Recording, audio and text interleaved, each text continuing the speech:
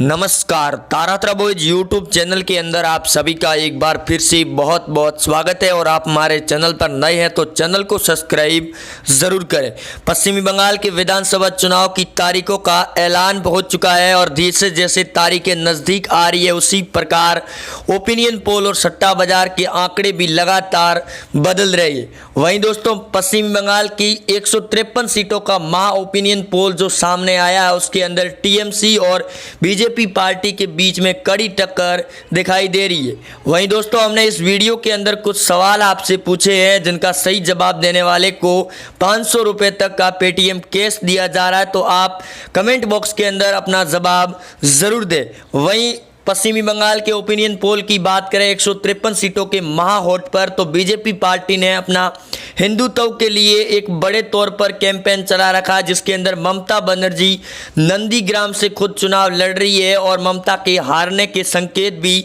सामने आ रही है। नंदीग्राम की जनता ओपिनियन पोल के अंदर भी दोस्तों हम इसके अंदर दिखाने वाले कि आखिरकार पश्चिमी बंगाल की जनता क्या कह रही है ममता बनर्जी के लेकर, जहां एक तरफ से ये भी बयान सामने आ रहे हैं कि इस बार के चुनाव में ममता का एक बार फिर कब्जा जारी हो सकता है पश्चिमी बंगाल के चुनाव में। लेकिन जो ओपिनियन पोल और सट्टा बाजार के दोस्तों भाव बदले हैं आज के अंदर, उसी के मुताबिक ये भी रिपोर्ट और ओपिनियन के अनुसार ये भी सामने आ रही है कि भाजपा कड़ी टक्कर दे रही है और ममता बनर्जी की इस बार बड़ी हार तय है। वहीं आपको बता दें कि ओपिनियन पोल और सट्टा बाजार की अगर बात करें 157 सीटों के ऊपर, तो जहां आज टीएमसी पार्टी को 10 रुपये के भाव दिए जा रहे हैं तो वहीं बीजेपी पार्टी को 12 रुपये के भाव दिए जा रहे हैं। यानी कि मुकाबला इस बार का टक्कर का है टीएमसी और बीजेपी के बीच में, जहां एक तरफ उत्तरी 24 परगना और दक्षिणी 24 परगना के अंदर करीब 60 से ऊपर की विधानसभा की सीटें हैं और इस दौरान ममता और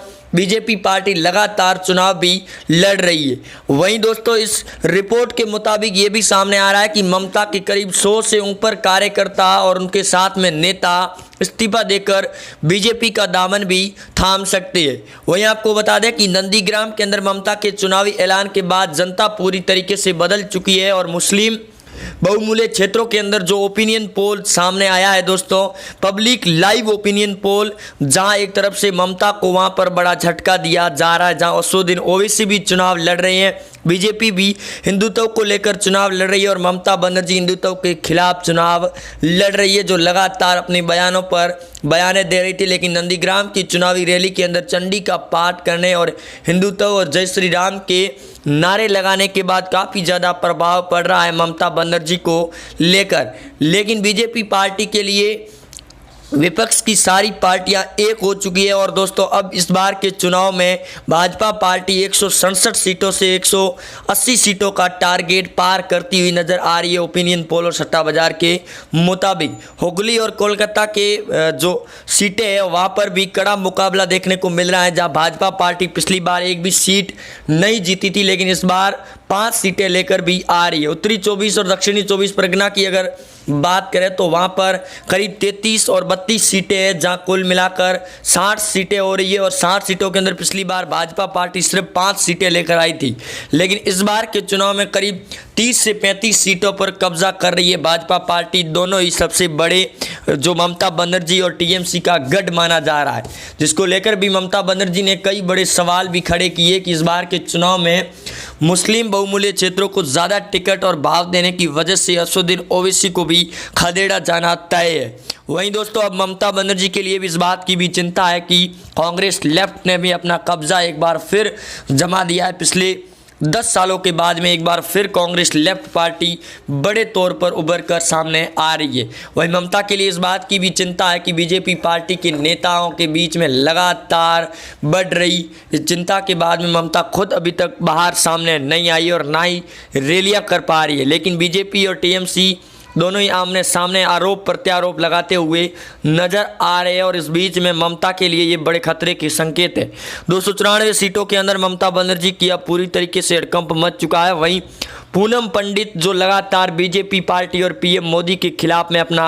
बयान दे रही है, उसी बयानों के बाद में अब पूनम पंडित और राकेश टिकैत पर बड़ा एक्शन लिए जाने की तैयारी में। वहीं पूनम पंडित से लगाकर विपक्ष की सारी पार्टी के नेताओं की भी नींद उड़ चुकी है और इस दौरान वो ममता बनर्जी को समर्थन देने पर उतर चुके हैं और लगातार टीएमसी पार्टी को समर्थन देने का ऐलान भी कर चुकी है, जिसकी वजह से बीजेपी पार्टी ने अब और बड़े तौर पर अपना ऑपरेशन शुरू कर दिया है। और आज गृह मंत्री अमित शाह, जेपी नड्डा और स्मृति ईरानी भी चुनावी रैली के अंदर उतर चुकी है। सीएम योगी आदित्यनाथ की रैली के बाद में कई क्षेत्रों के आंकड़े बदल चुके थे और इस बीच में पूरी तरीके से समीकरण चेंज हो चुके हैं। वहीं सीएम योगी आदित्यनाथ ने मुस्लिम बहुमूल्य क्षेत्रों के अंदर रैली करने के बाद वहां के भी समीकरण काफ़ी ज़्यादा चेंज होने शुरू हो चुके हैं और इस दौरान सीएम योगी आदित्यनाथ एक बार फिर पश्चिमी बंगाल के अंदर बड़ी रैली करने वाले हैं, जिसको लेकर कल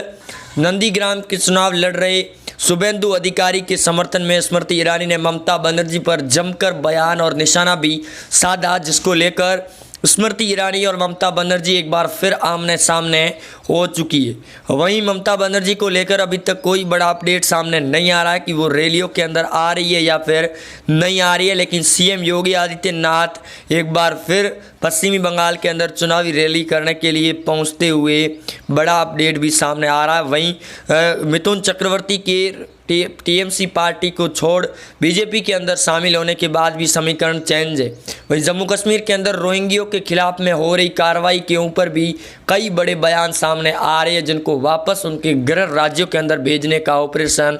शुरू हो चुका है। और ये बड़ी केंद्र सरकार के लिए चुनौती भी होगी, जहां करीब 13,000 से ऊपर रोहिंग्या जो अपनी बस्ती को एक जम्मू कश्मीर के अंदर बचा चुकी है, जो कांग्रेस की सरकार के समय राज्यों की सीमा पार करके जम्मू कश्मीर के अंदर बस गए हैं और लगातार अपना बिजनेस भी बढ़ा रहे थे। और अब उनके खिलाफ में हो रही इस कार्रवाई के बाद में फारूक अब्दुल्ला और महबूबा मुफ्ती भी बौखलाए हुए नज़र आ रहे हैं और उनके साथ में कांग्रेस पार्टी ने भी हड़कंप मच चुका है। वहीं अन्य 4 राज्य, जहां 5 राज्यों की ओपिनियन पोल की अगर बात करें तो वहां पर कांग्रेस पार्टी एक बार फिर अपना सुपड़ा साफ करती हुई नज़र आ रही है। और जिस प्रकार पुदुचेरी, केरला, तमिलनाडु और पश्चिमी बंगाल के अंदर कांग्रेस की सरकार गिर रही है, उसी प्रकार अब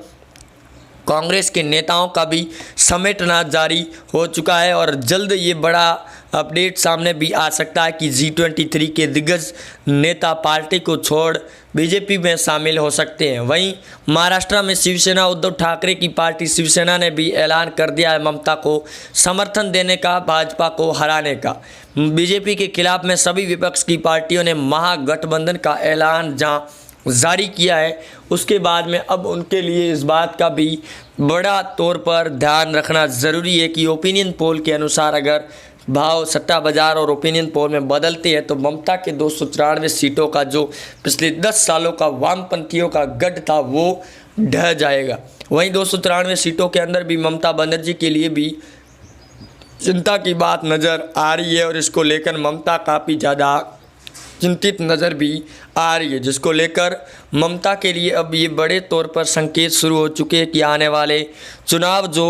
25 अप्रैल से मार्च से शुरू होने वाले हैं और इस चुनाव के अंदर पूरे अप्रैल महीने के अंदर 8 चरणों के अंदर पश्चिम बंगाल के अंदर चलेंगे और इन चुनावों के अंदर सबसे बड़ी सीटें और बड़ा सबसे राज्य माना जा रहा है पश्चिमी बंगाल के अंदर, जो बीजेपी के लिए भी एक चुनौती बना हुआ है। इस दौरान ममता बनर्जी के सामने पीएम मोदी पर भी निशाने साधे जा रहे हैं और बीजेपी पार्टी भी लगातार चुनावी रैलियां भी कर रही है। और अगले साल ही उत्तराखंड के अंदर भी और यूपी के अंदर भी चुनाव आने वाले, इन चुनावों के लिए भी बीजेपी पार्टी पूरी तरीके से अपनी मकसद में जुट चुकी है कि आने वाले चुनाव के अंदर भाजपा पार्टी को एक बार फिर उभर कर लाना है। लेकिन पश्चिमी बंगाल और अन्य 5 राज्यों के अंदर अब किसान आंदोलन के नेता राकेश टिकैत ने भी अपना बड़ा ऐलान जारी कर दिया है कि वो भी अब चुनावी मैदान के अंदर उतरेंगे और जो किसान आंदोलन पिछले 100 दिनों के ऊपर का दिन हो चुका है, चल रहा है, इसके ऊपर भी वो वहां जाकर रैली करेंगे ताकि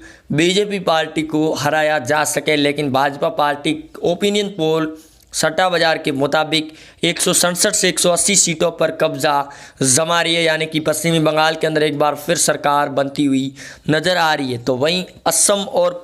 पुदुचेरी के अंदर कांग्रेस की सरकार गिरने के बाद अभी तक कोई सस्पेंस सामने नहीं आया है, लेकिन ये लगातार ज़रूर सामने आ रही है कि कांग्रेस पार्टी को इस बात का खतरा महसूस हो चुका है कि इन 5 राज्यों के चुनाव में अगर जो पार्टियों से नेता नाराज जाहिर चल रहे हैं उनको वापस जोड़ना कांग्रेस के लिए एक बड़ी चुनौती बन चुका है। G23 की जम्मू कश्मीर के अंदर हुई बैठक के बाद उनके ही खिलाफ में कांग्रेस के नेताओं ने प्रदर्शन शुरू कर दिया, जिसके बाद वे G23 के नेताओं के द्वारा भी बड़े तौर पर बयान जारी कर दिया था कि ज़रूरत पड़ने पर वो कांग्रेस पार्टी को उखाड़ भी सकते हैं और आगे भी बढ़ा सकते हैं और बीजेपी का दामन भी थाम सकते हैं, जिसको लेकर कांग्रेस पार्टी पर निशाना साधा महाराष्ट्र शिवसेना के राज्यसभा सांसद संजय राउत ने। जहाँ एनडीए की गठबंधन की सरकार बनी हुई है, लेकिन संजय राउत सामना मुखपत्र के अंदर हमेशा की तरह निशाना साधते रहते हैं कांग्रेस के ऊपर, जिसके बाद कांग्रेस के नेताओं ने नाराजगी भी जाहिर की थी। और अब भी कांग्रेस के लिए ये बड़ी चुनौती बन चुके हैं चुनाव, जहां एक तरफ कांग्रेस पार्टी ये दावा कर रही है कि इन चुनाव में बीजेपी पार्टी को हार का मुंह देखना पड़ेगा, लेकिन दोस्तों इस बार के चुनाव में कांग्रेस की पूरी तरीके से पार्टी साफ हो चुकी है और चुनावी मैदान के अंदर अब टीएमसी पश्चिम बंगाल के अंदर और बीजेपी के बीच में कड़ी टक्कर है। वहीं आप जुड़े रहेंगे हमारे साथ, चैनल को सब्सक्राइब ज़रूर करें। मिलते हैं नए अपडेट में, तब तक के लिए जय हिंद, वंदे मातरम।